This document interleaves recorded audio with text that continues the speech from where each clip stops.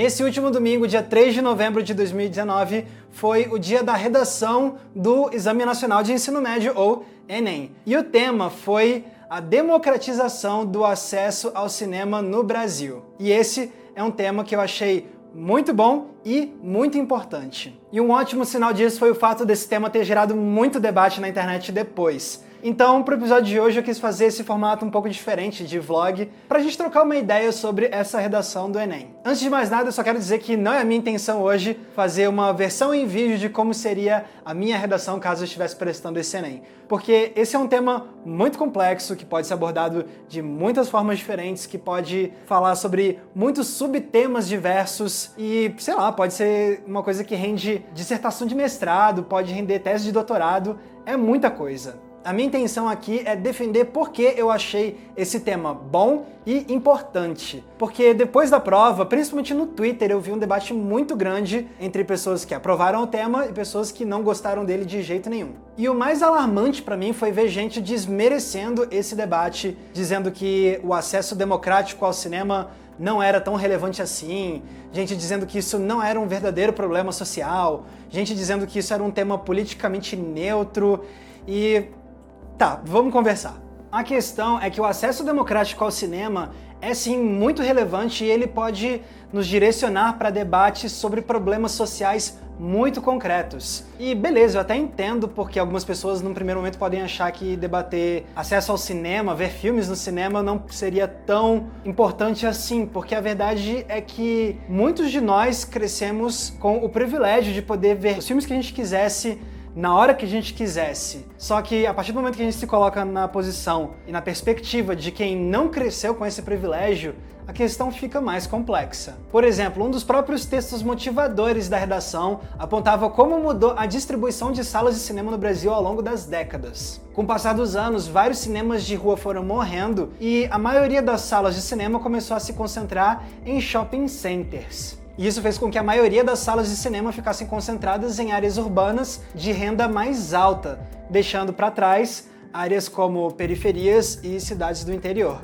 Inclusive, o site Nexo fez uma série de gráficos para mostrar a distribuição de salas de cinema no Brasil com base em dados do Ministério da Cultura. E dá só uma olhada nesse mapa aqui. Fica evidente como uma enorme parte do Brasil não tem acesso a salas de cinema. Ou seja, debater o acesso ao cinema é também, entre muitas outras coisas, refletir sobre desigualdade social e também sobre como uma enorme parcela do nosso país está sendo privada da experiência de ir ao cinema, que é uma arte de massa por excelência. E se houver um trabalho de democratização do acesso ao cinema, pode vir uma série de benefícios. Por exemplo, se tem mais gente indo ao cinema, isso é uma forma da gente combater o sentimento de alienação cultural que uma grande parcela da população pode sentir. A Clara Mateus do canal Mimimídias falou muito bem no Twitter quando ela disse que isso é uma forma de fazer mais gente do Brasil sentir que estão fazendo parte da conversa. E falando em inclusão, também tem a temática da representatividade. Eu lembro, por exemplo, do projeto que meu amigo Lodi fez, no qual ele ajudou a levar crianças da periferia de São Paulo para ver Pantera Negra nos cinemas. Justamente para que essas crianças pudessem ver um super-herói parecido com elas na telona. Uma experiência que talvez fosse demorar muito mais tempo para acontecer, caso não fosse essa ação de democratização do acesso ao cinema. Bom, pessoal, estamos aqui com a Maria Paula, 13 anos, Isso. Primeira vez? Primeira vez. Outro ponto fundamental da gente debater é que, com mais gente indo ao cinema, vai ter mais gente descobrindo o potencial dos filmes de mudar a nossa forma de pensar. Quantas pessoas não entenderam melhor o racismo sistêmico e histórico que levou ao desenvolvimento das favelas do Rio de Janeiro com a cena de abertura de Cidade de Deus? Quanta gente não mudou o seu entendimento sobre a atuação da polícia militar nos morros depois de ver Tropa de Elite? Quanta gente não pensou na forma como cidadãos do interior do país são desumanizados aos olhos de quem está no poder graças a um filme como Bacurau? E isso tudo é só lembrando de filmes de ficção brasileiros que foram muito populares. Se a gente levar em consideração também filmes estrangeiros, filmes de não ficção como documentários, a gente vê que o potencial do cinema de mudar a nossa mentalidade é incalculável. O cinema pode ser uma ferramenta valiosíssima de formação de consciência cidadã. Então, por que não seria relevante e fundamental garantir que o maior número de pessoas no Brasil tenha acesso a esse tipo de experiência transformadora? Ah, Max, mas isso tudo é muito subjetivo e abstrato. Tá, mas isso não é um problema. E ainda assim, a gente pode mostrar como o acesso democrático ao cinema pode sim ter consequências concretas na vida de cidadãos. Quer um exemplo? Então, vamos falar do Cine Periferia. O Cine Periferia era um projeto da ONG Movimento pela Paz na Periferia, lá em Teresina. Esse era um projeto de cinema itinerante. Então, eles tinham uma Kombi que ia nas periferias, colocava uma telona e exibia filmes gratuitamente para a população. Pois bem, em 2012, o Cine Periferia ganhou o prêmio ANU como uma das 3 ações sociais mais importantes do Brasil naquele ano. E sabe por que esse prêmio foi merecido? Não era só porque eles estavam levando entretenimento gratuito para quem não ia no cinema. Era porque eles também ajudavam a afastar os jovens da periferia de experiências com drogas e com gangues violentas. Como comentou Francisco Júnior, o coordenador da ONG, esses filmes que eles exibiam nas comunidades chamavam muito a atenção dos jovens.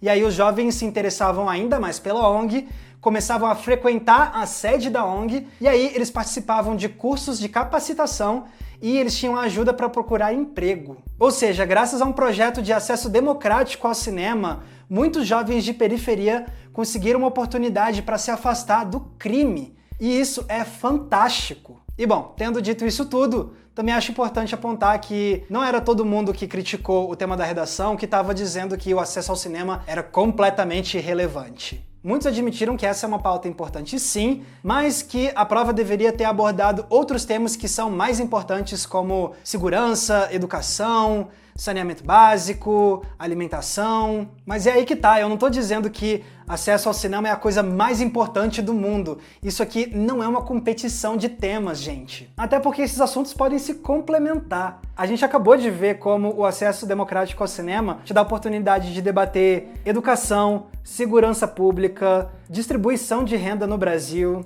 Falar de acesso ao cinema não é simplesmente falar sobre o lado divertido de ver filmes. E se for para falar sobre o lado divertido de ver filmes, tudo bem também, porque lazer e entretenimento são direitos fundamentais dos cidadãos. Ter esse tema numa redação do Enem é justamente uma forma de tentar mudar a percepção que muita gente tem que cultura é algo trivial no Brasil. E não é. E outro tipo de questionamento que eu vi bastante foi gente dizendo: ah, mas e quem nunca foi no cinema? Quem mora no interior e nunca viu uma sala de cinema na vida? Como essa pessoa vai fazer uma redação sobre isso? Bom, em primeiro lugar, eu acho que esses estudantes podem ser algumas das melhores pessoas para falar sobre a falta de acesso ao cinema, porque elas estão, de fato, vivendo isso. Elas podem usar a própria experiência pessoal como um ponto de partida para discorrer sobre esse assunto. Em segundo lugar, dizer que estudantes do interior não conseguiriam falar sobre acesso ao cinema me parece ser uma forma de subestimar a inteligência desses estudantes, como se eles só conseguissem falar daquilo que está mais na realidade imediata deles. A verdade é que temas de redação nem sempre vão ser sobre assuntos universais. Por exemplo, vamos dar uma relembrada em quais foram os temas das redações do Enem nos últimos anos. Em 2018, manipulação do comportamento do usuário pelo controle de dados na internet. 2017, desafios para a formação de surdos. 2016, o combate à intolerância religiosa no Brasil. Todos esses foram temas bem específicos e, sem dúvidas, muitos alunos não tinham familiaridade ou aprofundamento com essas questões. E mesmo assim, com certeza, muitos deles tiveram as suas redações aprovadas. Porque não é o propósito da redação do Enem pedir que o aluno seja um especialista no tema abordado. Ninguém está pedindo para que eles desenvolvam soluções miraculosas que possam ser aplicadas pelo governo amanhã, ou então demonstrar uma expertise super profundo sobre aquele tema. Inclusive, é por isso que a própria prova fornece os textos motivadores. O próprio caderno fornece dados, perspectivas, acontecimentos, tudo isso para que os alunos tenham um ponto de partida para começar a construir um argumento em cima disso. Ou seja, o objetivo da redação do Enem é avaliar se o candidato consegue argumentar de forma coesa, coerente clara, com um texto minimamente compreensível e sem fugir do assunto. Então, com isso tudo que a gente abordou hoje, eu espero ter deixado claro porque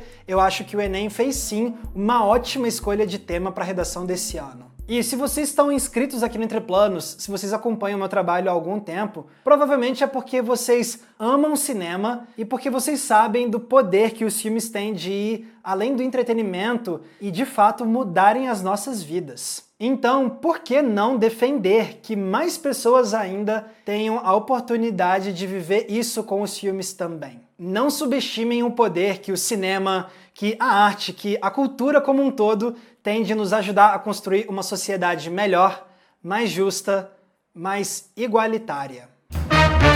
Galera, muito obrigado por terem conferido esse episódio diferente aqui do canal. Esse foi um tema que eu achei muito relevante e importante para trazer aqui e conversar sobre isso com vocês. E pessoal, lembrando que se vocês gostam do nosso trabalho e se vocês querem nos ajudar a continuar produzindo vídeos toda semana, vocês podem. Basta vocês se tornarem apoiadores do Entre Planos lá no Apoia-se. Através do Apoia-se você pode ajudar a financiar o nosso trabalho com um valor mensal que fica ao seu critério. E como forma de agradecimento, eu vou te dar acesso a conteúdos exclusivos que eu preparo só para os nossos apoiadores. Tem recomendação de filme, tem live fechada para os apoiadores, tem um cineclube para a gente debater um filme por mês, é muita coisa legal. Se você se interessou, você pode conferir a nossa campanha do Apoia-se clicando no link que está aqui embaixo na descrição. Lembrando também que se vocês quiserem me acompanhar nas redes sociais, é só me procurar usando os nomes que estão aparecendo aqui embaixo. E não se esqueçam, é claro, de curtir esse vídeo e se inscrever aqui no Entre Planos para não perder nenhum dos nossos episódios. Mais uma vez, muito obrigado pela audiência, um abraço e até a próxima sessão.